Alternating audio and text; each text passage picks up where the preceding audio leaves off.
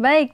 Nah, kalau sekarang kan tadi Korani bilang kan sekarang kan memang banyak pelatihan public speaking ya, dari rentan ada juga harganya, ada juga yang tidak. Nah, terus dari situ kan banyak juga yang memang sekarang orang berminat untuk belajar public speaking ini karena dari sekian banyak pelatihan tadi. Nah, terus kalau menurut Korandi, ketika kita ingin belajar berbicara di depan umum tapi terkadang kita merasa mungkin ada rasa nervous, gugup gitu kan. Walaupun sudah belajar gitu kan, sudah berlatih di tempat terkhusus tapi masih seperti itu. Nah, itu kira-kira tipsnya dari Korandi apa? Apa kita harus belajar lagi atau ya udahlah? Ya, sebenarnya kan belajar itu nggak ada kata berhenti. Saya aja sampai hari ini jujur masih ikut belajar, ya. Saya terus naikin level-level belajar saya. Baik itu belajar Dhamma, termasuk skill public speaking saya terus tingkatkan juga. Walaupun saya sudah trainer, sudah master trainer malah ya, sudah punya sertifikat master trainer dari negara, tapi saya tetap belajar gitu ya, karena belajar itu nggak boleh berhenti. Apalagi pertanggungjawaban kita sebagai seorang Dhamma Duta. Saya sedikit tambahkan dulu, karena saya ada peran sebagai seorang Dhamma Duta, yang mana misinya adalah menyampaikan ajaran kebenaran. Itu saya sangat kontrol tentang upgrade diri saya. Karena kalau saya gagal menyampaikan dhamma yang bisa dimengerti orang, ya, sehingga orang menjelek-jelekan dhamma nih, malas dengerin ceramah, bosan, nggak ngerti, susah, berat. Terus mereka meninggalkan dhamma, menjelek-jelekan dhamma. Itu bukan karena Sang Buddha loh. Itu karena saya yang gagal. Karena kita Dhamma Duta yang gagal. Maka kita menyebabkan orang meninggalkan dhamma, orang menjelek-jelekan dhamma. Padahal Sang Buddha mengajarkan dhamma itu sudah indah pada awal, indah pada tengah, dan indah pada akhirnya. Tapi karena kita merasa kadang-kadang sudah arogan, sudah punya jam terbang tinggi, sudah nggak mau belajar lagi, sudah nggak mau dengar masukan lagi, nggak mau kursus lagi, akhirnya kita babat aja kan. Padahal era berubah, audiens berubah. Gitu, kebutuhannya berubah dan seterusnya, sehingga pesan dhamma kita nggak sampai pada audiens karena kita sudah malas belajar. Akhirnya kan kita membuat dhamma yang indah ini dikata-katain orang, dihina orang, dan ditinggalkan. Maka saya setiap kali mengisi kursus Dhamma Duta selalu saya pesankan itu, harus mau belajar ya. Nah, sekarang kalau kita sudah belajar sebagai seorang, apakah sudah cukup gitu satu kali dua kali? Muncul kendala kok, bagaimana? Satu, jangan berhenti belajar. Kedua, dengan menambah jam terbang, nanti pelan-pelan itu juga akan terperbaiki. Jadi gini, tidak ada skill itu yang satu kali belajar langsung mahir. Skill apapun, ya. Contoh, orang yang mau mahir berenang sampai juara olimpiade. Emang hari ini kalau dia pertama kali belajar berenang, besok bisa juara olimpiade? Nggak mungkin kalau besok, ya kan? Hari ini belajar pertama kali nyetir mobil, besok bisa juara balap mobil, ya kan? Juga nggak mungkin. Hari ini baru pertama kali belajar main bola basket, besok langsung juara medali emas di olimpiade basket. Kan nggak bisa. Jadi skill apapun itu, pasti satu dia harus dipelajari dulu, dilatih oleh trainernya. Kedua, dia harus memperkaya jam terbangnya. Nah, setelah jam terbangnya banyak, kita akan mahir sendiri. Tapi kalau nggak pernah belajar, hanya ngandalin jam terbang, ini kadang-kadang juga ini yang bahaya. Saya pengalaman soalnya, dulu waktu saya belum belajar public speaking, kan sudah sering tampil. Tapi apa yang menjadi kesalahan kita yang kita nggak tahu, karena kita nggak punya mentor, gitu, nggak punya trainer yang ngajarin kita. Kesalahan yang sama itu diulang berkali-kali. Malah kita jadi master atau mahir di salahnya. Karena hal yang sesuatu yang kita ulang berkali-kali, kan kita akan mahir tuh. Tapi kalau kita nggak tahu itu keliru dan kita ulang, maka itu kita akan mahir di teknik yang keliru. Nah, itu repot gitu loh. Ubahnya lebih susah. Makanya saya selalu sarankan kalau teman-teman jam terbangnya belum tinggi nih, awali dari training. Ya, jangan cuma seminar loh. Kalau seminar itu kan cuma dapat ilmunya, tapi nggak skillful ya. Kan kalau seminar itu kayak kita ikut seminar 2 jam, terus nonton YouTube, baca buku, itu kan kita cuma dapat teorinya. Kita nggak bisa tuh ngelakuinnya. Tapi kalau kita training, kita dilatih langsung tuh. Ayo kamu tampil, salahnya di sini, koreksinya begini, coba lagi. Nah, itu training. Skill itu harus di training, nggak bisa cuma diseminarkan gitu, nggak bisa ya. Nah, setelah training, dapat satu paket, bawa pulang, perbaikan-perbaikan ilmu. Nanti tinggal tambah jam terbang, akan terjadi perbaikan. Boleh buktikan ya. Jadi teman-teman, alumni-alumni saya sih, ya saya ajarkan begitu sampai hari ini. Oke, gitu. Boleh ditiru sahabat Nalanda ya, tips dari Korandi. Ya, silakan. Oke, menarik sekali. Nah, lanjut Korandi. Siap. Kalau menurut Korandi, apa sih yang membedakan pembicara yang sekedar bagus dengan pembicara yang benar-benar berpengaruh, Korandi? Dalam ya pertanyaannya. Saya nggak tahu ini kapasitas saya atau tidak untuk menjawab, karena banyak senior kita tentunya ya, yang juga di bidang public speaking ini dengan jam terbang yang panjang. Tapi karena ini pertanyaan untuk saya jawab dari kacamata saya, ya, pandang saya. Jadi sebenarnya kan dunia bicara itu bukan dunia yang mengenal benar tidak benar, salah tidak salah. Sebenarnya mengenal adalah menarik dan tidak menarik. Selama audiens bilang kita bagus, selama audiens mengatakan dia cocok dengan cara penyampaian kita, cocok itu artinya pesan kita sampaikan nyampe nih ke mereka gitu kan. Kan nggak semua pembicara itu harus lucu, nggak semua pembicara itu harus yang serius, nggak semua pembicara itu harus yang kontennya berat. Buktinya semua jenis pembicara ada pangsa pasarnya. Dan semua jenis penceramah di agama Buddha tetap aja bisa diundang wihara kan. Berarti wihara juga nggak melulu cari pembicara yang harus berat, nggak selalu juga harus yang lucu. Masing-masing punya style gitu ya. Jadi menurut saya sebenarnya pembicara yang konsisten di dalam bidang karirnya menyampaikan bisa dikatakan bagus. Nah sekarang bagaimana membedakan dengan benar-benar berpengaruh? Tadi kan pertanyaannya. Berpengaruh itu adalah ketika sudah kita sampaikan materi yang kita sampaikan nih, apapun yang kita bahas gitu, itu bisa menggerakkan orang lain untuk paling tidak ya mereka mau mencerna apa yang kita sampaikan, mereka mau mempraktekkan apa yang disampaikan. Menurut saya di situ ada unsur pengaruh. Ya, karena bukan sekedar habis dengar udah amat gitu ya. Kan bisa aja kita begitu dengar. Saya yakin kita semua punya pengalaman lah, kan kita pernah sekolah, pernah kuliah. Di situ kan berbagai macam pengajar ada ya. Ada yang kita suka, ada yang kita nggak suka, ada yang kita cocok, ada yang kita nggak cocok. Itulah yang terjadi pada kita juga ketika kita jadi pembicara. Ada yang cocok, ada yang nggak cocok. Tapi pesannya adalah bagaimana setelah kita menyampaikan, orangnya mau bergerak untuk mencari tahu lebih lanjut. Kalau itu ajaran tentang satu hal yang harus dipraktekkan, dia pulang dipraktekin beneran. Nah, berarti kan kita berpengaruh tuh, ya kan? Saya kita ajarin tentang harus menjadi anak yang sering berdana. Terus dia pulang benar-benar dia berdana, terus dia ajak orang tuanya berdana, dia ajak temennya berdana. Berarti ada pengaruh di sana, ya. Itu pengaruh. Nah, mana yang lebih better? Harusnya memang yang berpengaruh.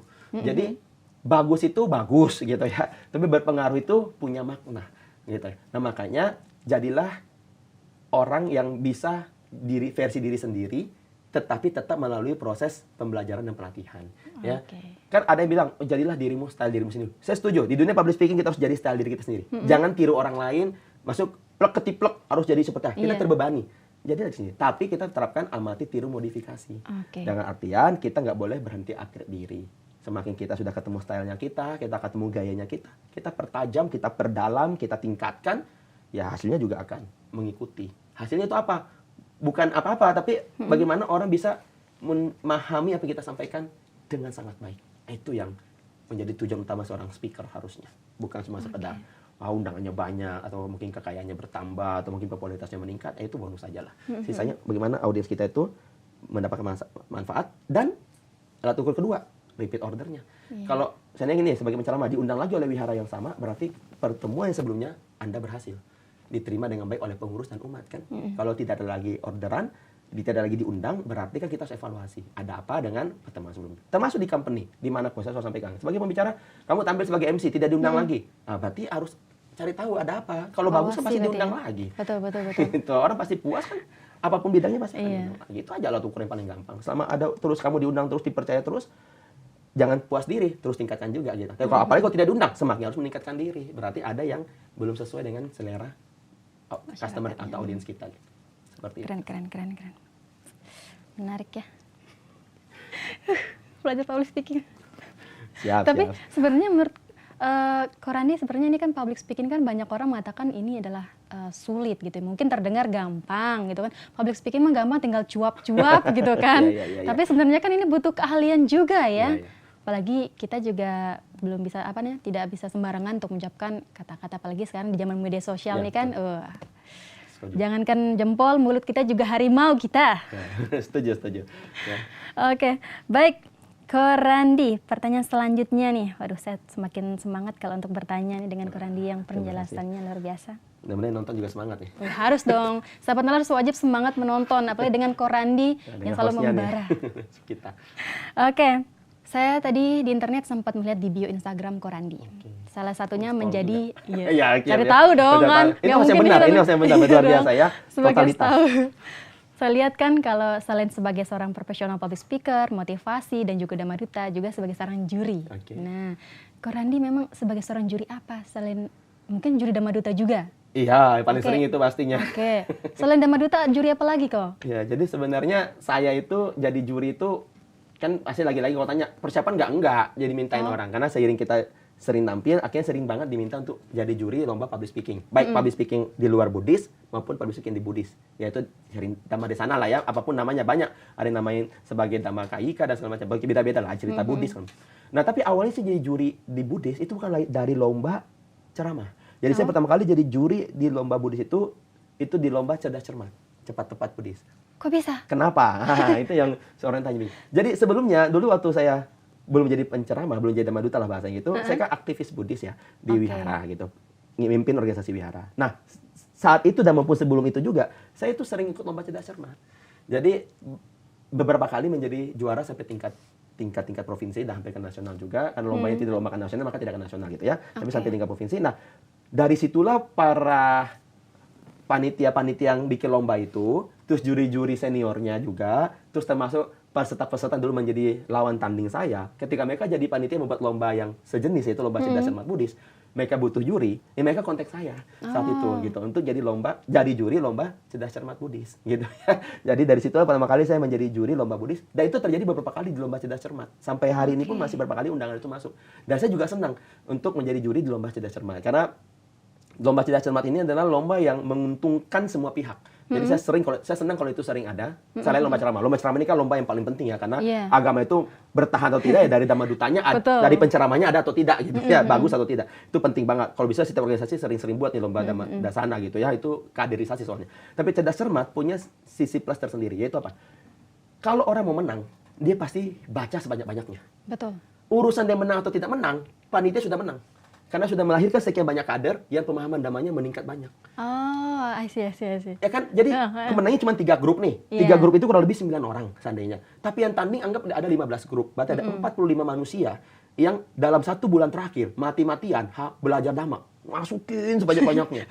Itu kalau nyangkut 10% aja sampai seumur hidup lumayan. Iya, benar. Bisa menjadi tolak ukur dalam menjaga kehidupan pribadinya. Bayangkan kalau tiap minggu ada lomba cerdas cermat tiap tahun, maka saya senang bantu jadi juri cerdas cermat juga. Biar panitia nggak usah pusing-pusing cari juri, saya mau bantu. Ceramah, nama di sana gitu ya, atau cerdas cermat, saya senang bantu. Memang saya punya kapasitas di bidang itu dan saya merasa saya harus, supaya panitia, kadang-kadang panitia tuh malas bikin lomba, soalnya karena itu, aduh susah cari juri kok, aduh susah cari peserta. Nah, udah, kamu susah cari juri, saya bantu 1, sisanya kamu cari. Kamu butuh lagi siapa juri lain, kamu boleh tanya saya. Ya, jangan susah gitu ya. Pokoknya apa bisa saya bantu, saya pasti bantu. Sama, aduh bikin Dhamma Talk susah jadi moderator. Saya bantu, saya bilang. Jangan jadikan susah itu jadi alasan tidak jadi buat apa-apa. Karena Buddhis ini butuh event gitu untuk berbagai macam jenis umat kita, untuk mereka punya kecocokannya masing-masing kan. Apalagi cerdas cermat dan Dhamma Desana ini, 2 lomba ini perlu banget ya. Generasi pemuda nih, KMB, majelis, ini 2 penting gitu. Penting, termasuk kursus Dhamma Duta. Kursus dasar agama Buddha dan kursus Dhamma Duta juga penting karena nginjek wawasan, ya, isi wawasan. Kalau kita dengan ceramah mingguan kan topiknya lompat-lompat tuh, kan nggak berkesinambungan. Tapi kalau ikut kursus, topiknya jadi berkesinambungan. Jadi umat bisa memahami Dhamma tuh lebih komprehensif gitu, lebih tertata. Itu juga penting. Umat kita kan sering pindah agama karena nggak paham sebenarnya, kurang paham. Gitu. Kalau udah paham ya, Buddhis itu ngajarin apa, tujuan kita kemana, rata-rata sih nggak pindah. Mereka tahu kok keunggulan Buddhis itu di mana. Yang pindah ini karena nggak tahu keunggulan Buddhis di mana. Ya kenapa bisa nggak tahu? Ya tadi penceramahnya kurang, kursusnya kurang, yang datang penceramahnya kadang-kadang mungkin topiknya muter itu lagi. Ya akhirnya itulah yang kita alami bersama hari ini. Ya PR kita lah bersama-sama ya. Kita harus bersama-sama. Ini saya selalu bilang bersama-sama. Semua stakeholder Buddhis dengan perannya masing-masing, termasuk ini yang membuat podcast, terus continue karena semua yang kita lakukan di Buddhis ini pasti akan terhubung dan punya satu tujuan besar. Bagaimana Buddhis ini lestari. Lestari itu bukan hanya sekadar biar bertahan, tapi biar banyak orang dapat manfaat. Itu aja, demi kebahagiaan banyak orang dan banyak makhluk. Itu yang saya Buddha katakan. Oke, keren sih. Oke, mengenai lomba tadi yang diadakan oleh banyak wihara gitu kan kok. Tapi kan memang sekarang kita ketahui ya, mungkin sekarang sudah banyak, tapi atau mungkin ada juga di beberapa wihara memang kurang untuk generasi muda Buddhisnya. Dan beberapa wihara kan juga mengalami yang namanya krisis para pemuda tuh jarang datang ke wihara. Dengan alasan mungkin ya mereka bingung mau ngadain apa, ataupun tidak ada pemimpin yang bisa menggait mereka. Nah, kalau menurut Ko Randi boleh nih kasih tips ke kita, mungkin bagi nanti yang menonton ada pengurus-pengurus wihara, mungkin kan bisa memberikan tips untuk bagaimana caranya menggait generasi muda itu untuk lebih semangat dan aktif ke wihara begitu kok.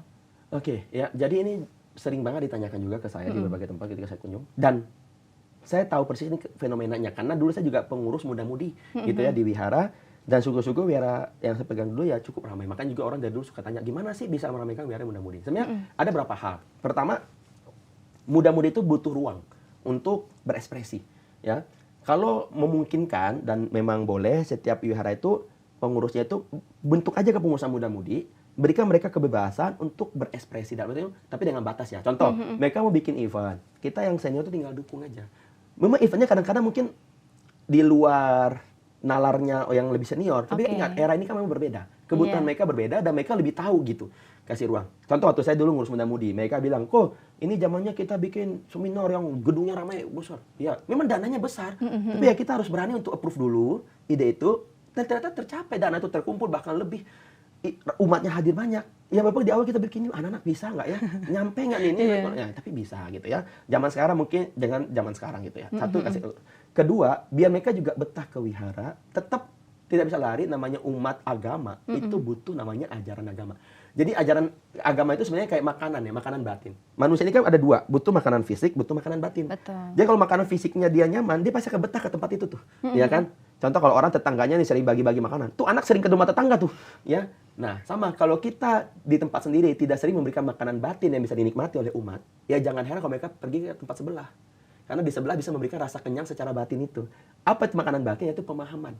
Ketika mereka dengerin ajaran Buddha, mereka nggak paham di wihara, dan mereka ke tempat yang lain mereka paham tentang ajaran agama lain, ya mereka akan pasti ke sana. Karena mereka merasa di situ dapat jawaban. Nah, bagaimana tugas kita di wihara-wihara ini untuk membuat umat itu menjadi paham. Ketika mereka datang ke wihara, mereka pulang itu membawa pemahaman atas agamaku. Aku ini agama Buddha loh, aku harus paham. Tuh, agama Buddha itu begini. Berarti apa kuncinya? Ya lagi-lagi balik lagi Dhamma Dutanya. Di Dhamma Duta itu ada dua hal berarti. Satu secara quality topik pembahasannya harus berkualitas. Apa yang Buddha ajarkan kita bisa sampaikan dengan baik segala macam. Kedua secara kuantitas juga harus bertambah. Karena kalau kuantitasnya sedikit, wiharanya banyak, ya pasti tetap kurang kan? Iya. Tetap kurang. Apalagi sudah kuantitasnya sedikit, yang mau jadi sedikit, yang berkualitas semakin sedikit. Sudah berkualitas sedikit, yang disukai wihara dan umat semakin sedikit lagi. Ya akhirnya ini juga yang muter kan, ya, pasti harusnya terjadinya apa, ngantri, tunggu giliran gitu ya. Tapi kalau jumlahnya bertambah, kualitasnya juga meningkat, ya kan lama-lama kan tiap minggu bisa ada Dhamma Desana yang poinnya bisa ditangkap dengan baik oleh umat paham, umat pasti betah, umat betah panjang, mereka akan lama di wihara gitu, mereka akan bisa berkontribusi lebih, mereka menjadi umat Buddha yang tidak hilang gitu ya. Itu menurut saya sih pandangan. Jadi anak muda itu kan kritis, mereka butuh jawaban, ya. Jadi kasih mereka kesempatan mendapatkan jawaban Dhamma itu dengan kualitas pembicaraan yang bagus. Jangan takut. Gini loh, kalau memang di tempat sendiri belum ada, ya udah jangan takut undang dari jauh. Nggak ada masalah kok. Kalau gini, nggak semua Dhamma Duta itu nggak mau pergi jauh. Saya salah satu yang mau pergi jauh. Ya, jadi kadang-kadang mungkin wihara berpikir, aduh tempatku sangat jauh kok, masa kami harus undang orang dari Jakarta ke daerah pedalaman Kalimantan. Saya secara terbuka mengatakan saya bersedia, saya nggak apa-apa. Mungkin ada Dhamma Duta yang punya kesibukan sehingga mereka nggak bisa pergi yang jauh, itu juga nggak apa-apa. Jadi kita saling mensupport. Siapa yang bisa kita bergerak, siapa yang bisa. Asal wihara jangan takut undang dari jauh gitu loh. Ya, ada kok yang mau bantu. Karena kita sama-sama memikirkan bagaimana Buddha Dhammanya lestari gitu ya. Nah, kalau sudah ada, sebetulnya mereka di sana bisa melahirkan kader-kader baru. Nanti lama-lama kan nggak perlu undang jauh, kader sendiri sudah ada untuk wilayah sekitar gitu. Sudah berjalan sampai tadi memberikan ruang untuk anak muda berekspresi, dengarkan kebutuhan mereka. Kalau bisa kita fasilitasi, tidak terlalu banyak menghambat gitu ya, menghalangi atau bahkan menjudge mereka, ya harusnya mereka sih nyaman. Dengan mereka nyaman, mereka bisa mengeluarkan ide-ide kreatif yang mudah-mudahan sesuai dengan generasinya. Akhirnya mereka nyaman bawa temannya ke wihara. Itu juga jadi solusi untuk kita. Menarik. Tapi saya juga ada pengalaman Korandi. Keselnya kecil ya, mau gosip. Kayak horor ya. Ada pengalaman, tapi mungkin nanti saya tidak tahu pun ini sensitif atau enggak. Ada salah satu wihara yang memang ada di pelosok Korandi. Nah, mereka memang sebenarnya juga ingin untuk mengundang para Dhamma Duta yang mungkin terkenal begitu ya di sosial media yang aktif. Tapi mereka terkendala biaya. Nah, mereka kan mikir mungkin, aduh kalau saya undang dia dari jauh datang ke sini kita nggak kasih apa-apa gimana gitu kan ya. Nah, kalau Korandi sendiri apakah Korandi seorang Dhamma Duta yang memang harus, mohon maaf mungkin dibayar dulu atau ada yang suka rela gitu Korandi? Bagus nih pertanyaan kita ya, saya pun terkejut ya. Gitu ya, penting. Jadi begini, ini harus saya jawab ya.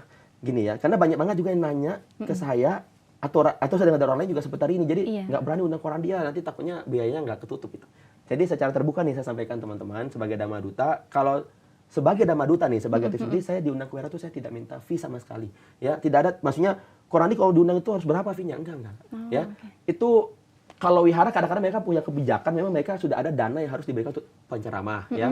Saya nggak tahu istilahnya beda-beda, ada misa puja, ada apa, itu beda-beda. Ya itu, kalaupun ada, itu menjadi bagian harus diterima, ya saya terima, saya hargai. Itu. Tapi saya nggak pernah tuh pasang tarif, kalau undang ke daerah situ harus siapin sekian, enggak. Jadi saya nggak pernah pasang tarif, saya juga tidak pernah tentukan berapa minimal umat yang harus ada. Seandainya, mau undang Korandi minimal 300 umat ngumpul, enggak ya. Jadi mau cuma 10, mau cuma 5, saya datang. Gitu loh. Kita atur waktu aja, ya.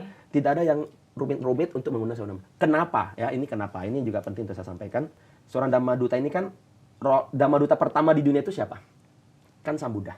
Ya, role model saya adalah Sang Buddha, langsung saya bilang. Nah, Sang Buddha pertama kali ceramah emang berapa orang? Cuma 5 5 orang. orang. Nah, masa orang ditunggalin mau 30 orang baru datang? Ya kan, masa 300 orang. Saya cuma kasih seperti itu ya. Nah, itu saya jadikan memang pegangan saya. Saya nggak pernah milih. Kedua saya tanya, Sang Buddha pertama kali ceramah emang di mana? Emang hotel bintang 5 atau gedung ballroom? Enggak, Taman Wisata Sipatana. Itu bentuknya apa? Hutan. Lah kalau Sang Buddha yang guru agung aja di hutan ceramah, lah masa orang ditunggalin mesti wihara 3 rantai, mesti pakai keramik, mesti pakai AC, mesti pakai... Enggak, saya bilang. Pokoknya saya mencoba menjalankan yang semestinya gitu. Jadi kamu jangan ragu mau wihara bentuknya kayak bagaimanapun, mau apa segala macam. Udah, selama memang kamu ada niat, kamu kontak, kita atur. Sekarang soal dana, ya kan? Kadang mereka, oke, dari saya sudah tidak buka untuk fee seandainya gitu kan. Mereka tetap bilang, tapi kan kita tetap butuh biaya untuk transportasi atau biaya apapun. Itu ya kalau ditahu ya para pengurus wihara nih, donatur kita tuh sebenarnya kalau ditawarkan mungkin kebajikan seperti itu, mungkin banyak mau bantu gitu loh. Wihara-wihara masing-masing punya donatur atau mungkin donatur luar lah. Harusnya sih kalau niatnya untuk dhamma, logika saya berpikir untuk sekedar biaya transportasi segala macam, itu harusnya kan ada yang mau bantu lah, ya gitu loh. Ya kan, apa itu bukan event rutin kan, mungkin setahun sekali, setahun 2 kali ya segala macam. Kalaupun rutin lebih bagus lagi sebenarnya. Cobalah dulu, dicoba dulu. Jangan dulu kita menyerah sebelumnya. Ya, lagi pula kadang nggak terlalu besar-besar juga. Bahkan selama ini kan saya sering kalau biaya sendiri juga.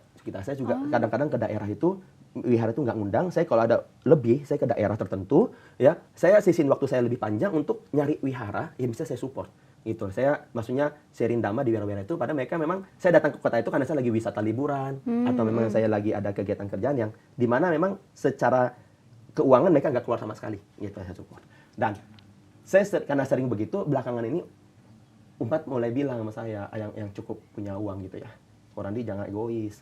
Korandi selama ini biayain sendiri perjalanan dhamma. Kadang-kadang ajak kami ikut tanam kebajikan kan boleh, dia bilang gitu. Saya bilang ya saya coba pikir-pikir deh, soalnya kalau ini kan agak high risk gitu, saya bilang kan nanti soalnya bisa disalahpahami seolah-olah seperti apa. Dia bilang enggak lah, kalau kita dana pendidikan sudah ada yang buka, dana sosial sudah, tidak ada salahnya kan, kita kan nggak bisa ceramah kok, ya kan, tapi kita ingin menanam di ladang yang subur untuk dhamma dana, gitu loh, maksudnya memfasilitasi seorang dhamma duta untuk menyebarkan dhamma di daerah-daerah yang membutuhkan, ya kan, mereka nggak ada dana nih kok, jangan-jangan mereka nggak bisa ngundang, terus kalau Ngandani kok punya dana pribadi sendiri kan, ya kalau bisa rame-rame kan lebih cepat akselerasi penyebarannya gitu ya, coba kita sama-sama guyup urunan gitu kan, saya bilang ya, mudah-mudahan kalau memang ada kesempatan, semakin banyak yang memohon seperti itu ya saya coba pikirkan bagaimana kita bisa bersama-sama berkontribusi, bagaimana sehingga wihara-wihara tadi tidak perlu ragu lagi, nggak perlu mikirin soal itu, saya bisa sampai ke sana dan banyak orang yang ikut menghimpun kebajikan, menanam kebajikan di satu kali perjalanan saya gitu, jadi banyak yang dapat manfaat gitu ya. Saya lagi memikirkan karena mereka sudah beberapa kali yang ngomong di berbagai daerah. Ya udah, mudah-mudahan itu bisa menjadi solusi juga bagi yang tadi keraguan-keraguan yang muncul kita gitu ya. Saya coba pikirkan gitu ya, mudah-mudahan. Oke, terima kasih Korandi untuk jawabannya. Sama-sama. Oke, nah Korandi mengingat tadi kan keaktifannya di wihara dan juga tadi perihal hambatan-hambatannya. Saya ingin bertanya Korandi, mungkin ini untuk mewakili para orang tua yang memiliki anak gitu kan, khususnya untuk kita di generasi Buddhis gitu kan. Nah, di zaman sekarang ini kan banyak distraksi yang memang dialami oleh kita generasi muda. Nah, yang mengakibatkan kita kadang juga untuk susah untuk mau ke wihara gitu kan. Nah, kalau menurut Korandi gimana sih tips atau mungkin nasihat atau mungkin karena Korandi juga sudah berumah tangga begitu kan ya, bisa memberikan tips buat para ibu berumah tangga untuk gimana caranya bisa mendidik anak mereka yang di saat di dunia modern ini untuk bisa tetap balance antara kesibukan mereka di bidang perkuliahan, kesibukan dalam memang menggunakan internet dan juga untuk bisa stabil juga di bidang spiritualnya begitu kok. Oke. Semoga ya, bisa dipahami. Jadi bagaimana? Paham ya. Jadi ini sepertinya tips lah bagi para keluarga ya pengen anaknya juga tetap bisa ke wihara, bahasa gampangnya di tengah tantangan zaman sekarang anak-anak memilih. Saya mau jelaskan ada beberapa poin. Pertama, ada yang berpikir begini, aduh anak muda sekarang itu rasanya udah nggak mau dia kumpul di wihara. Ini bukan orang tuanya yang bingung loh, ini pengurus wihara pun banyak yang bingung. Zaman lalu anak-anak muda tuh sering menjadikan wihara sebagai home base camp untuk ngumpul-ngumpul. Zaman sekarang kok rasanya pengen buru-buru pulang habis kebaktian ya. Ini memang pergeseran kebiasaan. Jadi kita harus lihat secara terbuka dulu. Ini bukan salah wihara sepenuhnya. Ini memang satu generasi itu punya satu style ya gitu. Di generasi yang lebih muda ini, mereka itu memang lebih suka dengan waktu yang sendiri. Jadi bukan cuma ke wihara mereka nggak mau. Mereka untuk kumpul keluarga aja belum tentu mau. Jadi contohnya orang tua ngajak mereka pergi ke mall untuk kumpul, untuk jalan-jalan hari Minggu gitu ya, itu bisa nolak loh. Kalaupun pergi itu bisa buru-buru mau pulang, gelisah gitu rasanya nggak mau ngumpul. Padahal harusnya kan logikanya orang senang ngumpul keluarga ya. Tapi kan anak-anak sekarang memang lebih senang kalau mereka bisa punya waktu lebih lama di gadgetnya. Iya, betul. Sehingga mereka merasa pergi kumpul keluarga, makan malam bareng, termasuk ke wihara itu rapat-rapat segala macam, wasting time. Wasting time apa? Wasting time atas hilangnya waktu untuk pegang gadget. Iya. Gitu ya. Ya ini satu culture dulu kita bahas. Jadi, tapi apakah kita mau ubah sepenuhnya? Ya ini sudah culture, kita juga harus menyesuaikan diri, teman-teman muda juga menyesuaikan diri. Jadi kita ketemu titik tengah ya, bahwa teman-teman muda juga butuh kumpul sama keluarga. Janganlah di gadget terus kan. Keluarga juga ada usianya kan, berlalu nanti suatu hari tidak bisa lagi berkumpul seperti ini. Teman-teman juga butuh sosialisasi dengan teman-teman di berbagai komunitas seperti termasuk wihara. Itu silakan digunakan, dibagilah waktunya. Nah, yang kedua adalah bagaimana orang tua agar mudah menggerakkan anaknya ke wihara. Yang sering menjadi satu kekeliruan ya adalah orang tua itu hanya meminta anaknya ke wihara. Cuma disuruh ya. Bukan mengajak ke wihara, beda loh. Iya. Jadi saya bilang, yang cara paling efektif itu adalah sebagai orang tua, ajaklah anak ke wihara. Bukan suruh ke wihara. Beda. Kalau suruh ke wihara itu berarti orang tuanya di rumah, anaknya ke wihara. Ini anak belum tentu senang. Berarti kan ini bukan kebutuhan yang penting. Kalau penting, papa mama juga pasti mencari hal ini. Dan karena papa mama nggak juga ke wihara, berarti ini sesuatu yang nggak penting. Kalau nggak penting, ngapain suruh saya harus selalu ke situ? Tapi kalau orang tua ngajak bareng ke wihara, ya itu lain cerita. Anak menjadikan ini suatu tabiat, kebiasaan mingguan. Oh, kalau sudah hari Minggu atau sudah hari kebaktian, maka memang saatnya aku dan papa mamaku dan keluargaku itu ke wihara. Karena orang tuanya ngikut, gitu. Jadi anak pasti berpikir ini sesuatu yang bermanfaat. Karena orang tuanya sampai lakukan, sampai ngorbanin kegiatannya, istirahatnya, segala macam untuk ke sana. Ya dia otomatis ikut. Lama-lama jadi kebiasaan baginya. Karena tidak ada pressure di awal. Bukan disuruh, dimarahi, dihukum, bukan. Karena sayangnya orang tua saya itu juga agak malas ke wihara. Jadi cuma pengen anaknya ke wihara, dianya sendiri. Tapi anaknya sudah ke wihara nih, dapat pemahaman dhamma. Pulang tanya orang tua nggak bisa jawab kadang-kadang. Ma, tadi Sang Buddha dikatakan lahirnya di mana, mah? Aduh, sudah lama-lama juga nggak tahu gitu di mana. Lama-lama anak, aduh gimana sih orang tua aku aja agamanya nggak dalam. Kalau kita belajar dari teman kita yang punya keyakinan lain, orang tuanya juga dalam keyakinannya. Jadi anak pulang bertanya pun hasil mereka dengar di tempat ibadah, ya hasil mereka belajar bersama dengan komunitas-komunitasnya, pula orang tua bisa imbangi. Karena orang tua juga paham, orang tua juga datang ke ibadah. Seandainya yang teman kita yang muslim mereka sholat Jumat, ya pengajian, yang kita yang Kristen mereka komsa, mereka ibadah mingguan segala macam, yang Katolik. Karena mereka lakukan sebagai orang tuanya juga. Jadi anaknya itu merasa diajak, bukan cuma disuruh. Nanti hasilnya bisa beda hasilnya kita. Ya, jadi ini kalau tadi diminta pesan, saya cuma bisa berpesan seperti itu. Beberapa orang sudah mulai coba lakukan apa yang saya sampaikan ini dan mereka bisa merasakan hasilnya. Satu, pemahaman dhamma dia sebagai orang tua meningkat. Kedua, ketika anak bertanya, dia jadi bisa jawab. Ketiga, rasa malu terhadap anak sendiri itu juga menurun. Sehingga mereka juga punya kepercayaan diri bicara soal spiritual dan agama kepada anak-anaknya. Keempat, anak juga akan dengan senang hati. Ya, bahkan kadang-kadang orang tuanya agak malas hari Minggu, anaknya ayo Pak, udah jam segini, ayo kita ke wihara. Oh, bisa beda jauh dengan disuruh. Ya, diajak bisa beda jauh, dampaknya contohnya bisa beda. Itu sudah kelihatan ya beberapa orang. Boleh dicoba. Ya, nanti boleh share tuh kalau memang sudah ada hasilnya, itu boleh. Kita juga lihat lagi. Boleh sharing ya di kolom komentar buat sahabat Nalanda yang memiliki pengalaman sama atau mungkin setelah mengikuti saran dari Ko Randi, boleh di kolom komentar menyampaikan ya. Oke, nah Ko Randi, berhubungan dengan pertanyaan tadi nih Ko Randi. Nah, mendengar tadi juga sebelum pertanyaan itu, Ko Randi juga sempat ceritakan bahwasanya ada seorang pemuda yang memang mau lockout. Iya, betul. Nah, dan sekarang pun masih Ko Randi, banyak pemuda-pemuda Buddhis yang memang karena memang sudah yang awal memang dekat dengan wihara, tapi karena seiring berjalannya waktu dan juga jarang bersentuhan ataupun dengar dhamma begitu kan, atau jarang bertemu dengan komunitas yang sesuai, akhirnya mereka menjadi keyakinannya terhadap dhamma itu berkurang hingga akhirnya memilih untuk meninggalkan dhamma. Nah, ini kan sayang banget nih untuk kita yang generasi muda Buddhis. Nah, menurut Ko Randi, boleh dong berikan tips ataupun pesan buat pemuda Buddhis yang saat ini mungkin menonton, yang mungkin dalam kondisi kayak mau lanjut apa enggak ya, tetap di Buddhis atau enggak ya gitu kan. Boleh berikan pesan Ko Randi? Pesan saya cuma satu sebenarnya, teman-teman. Ajaran Buddha ini begitu berharga ya. Suatu keberuntungan besar bagi kita bisa terlahir sebagai seorang Buddhis atau bisa berjodoh dengan Buddhis gitu ya. Apalagi sudah lahir di Buddhis nih dari kecil. Kadang-kadang saya lihat ya yang lebih kokoh keyakinannya itu malah hasil pindahan dari luar Buddhis masuk Buddhis, itu kokoh tuh. Belajar banyak tapi sudah lahir Buddhis. Padahal karma baiknya mestinya yang lahir dari Buddhis yang ini. Nah, jangan mudah itu tinggalkan. Pelajari dulu. biasanya kita tuh meninggalkan agama Buddha ini karena kita kurang paham. Ya, so kita kurang paham. Jadi teman-teman muda di luar ini, kesempatan belajar sekarang sangat mudah. Perdalam dulu. Kalau sudah sampai mengerti ajaran Buddha, mengerti ya, saya bilang bukan cuma baca loh, mengerti dan tetap memilih mau lock out, itu pilihan pribadi. Tapi pengalaman saya, orang yang mengerti, orang yang paham ini biasanya tidak jadi, ya, tidak sampai lock out. Nah, lalu hal berikutnya yang bisa kita kontribusikan bersama, ini juga penting. Jadi kita nggak boleh lempar bola ini cuma ke anak muda. Seringkali kan anak muda pindah ini tugas anak muda.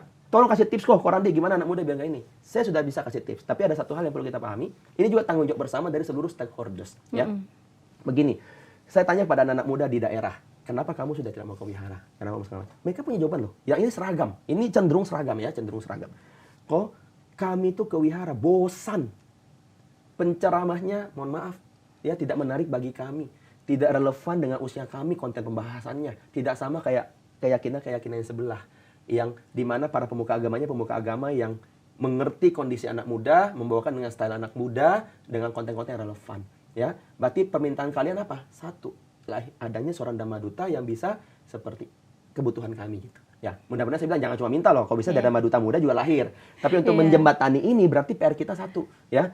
Bagaimana wihara-wihara ini cobalah bikin kegiatan untuk menghadirkan Dhamma Duta dari luar wilayahnya dulu supaya terjadi cross, ya. Jadi orang mungkin penyegaran lah ya, yang mungkin antar provinsi, pertukarannya yang tadi wihara ini ngundang dari wihara sebelah, dari kabupaten sebelah, coba termasuk ngundang dari pusat ya, dari Jakarta ini.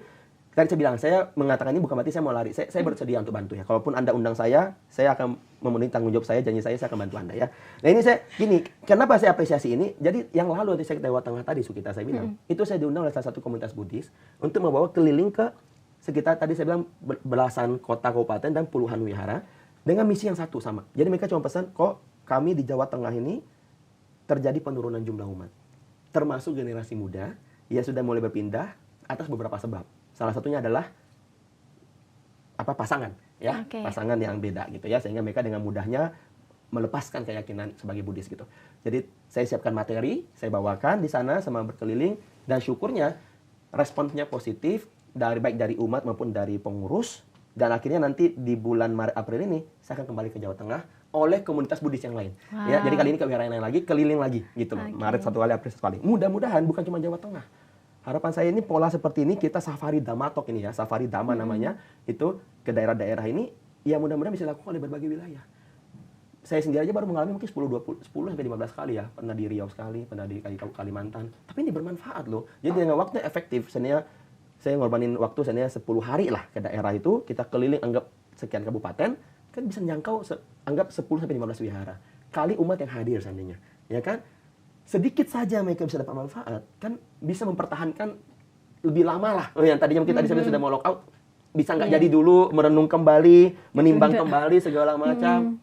Karena ini bukan omongan kosong. Mereka sendiri yang bilang saya sudah hampir pindah. Ada itu kemarin Jawa Tengah pun ada di Kota Semarang, ya. Di Kota Semarang. Saya memang seringnya sampai ke Kota Semarang ya. Salah satunya di Kota Semarang ini yang saya ingat statementnya juga mau lock out gitu.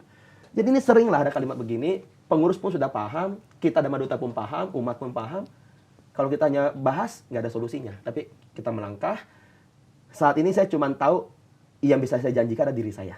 Saya tidak bisa memaksakan Dhamma Duta lain juga harus ikut jejak saya nih keliling. Mereka mungkin punya pilihan dan kesibukannya, urusannya masing-masing. Mudah-mudahan saja harapan saya ke depannya ada juga Dhamma Duta lain yang bisa melebihkan waktunya untuk sama-sama kita menjangkau daerah yang di sana memang kesulitan Dhamma Duta. Dan wihara mau mengundang. Jadi kita cari solusi lah bahasanya gitu, cari solusi. Betul. Nah, dan donatur yang tadi kita sempat bahas, mudah-mudahan juga tergerak hatinya, ya, bisa membantu misi ini terjadi, terwujud, ya.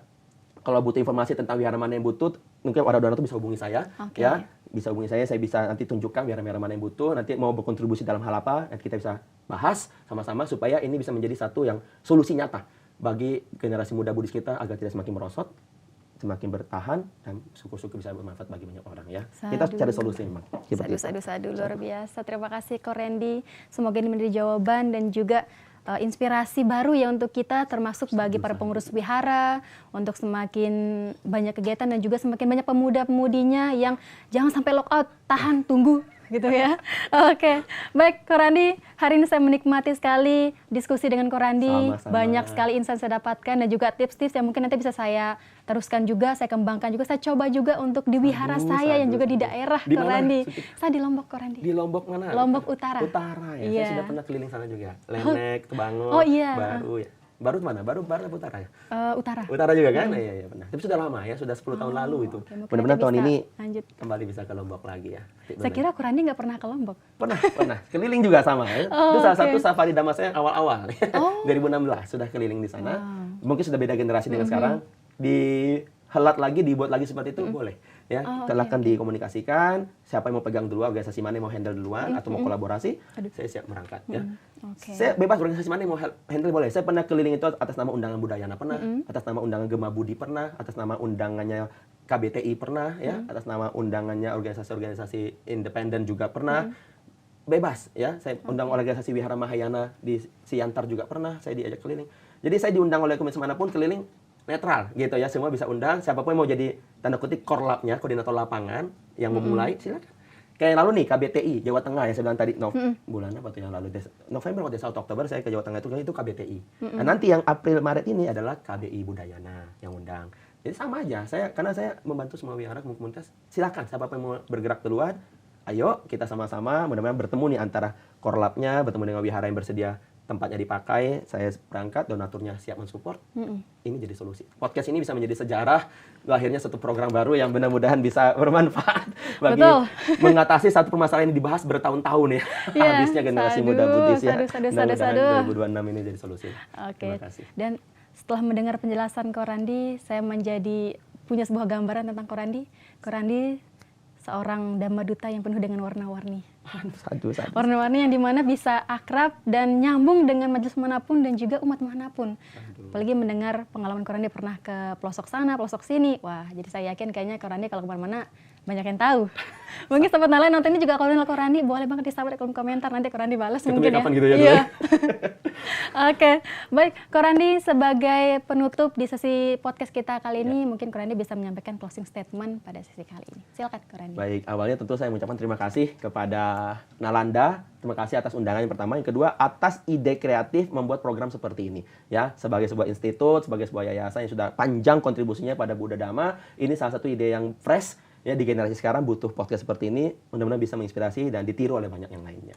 Lalu yang berikutnya adalah apa yang kita bahas hari ini, mudah-mudahan bisa bermanfaat bagi banyak pihak. Saya harapkan para pemirsa dari berbagai kalangan usia, profesi, dan mungkin Anda adalah pengurus, Anda adalah seorang perintis di berbagai tempat, atau bahkan penerus untuk generasi muda Buddhis.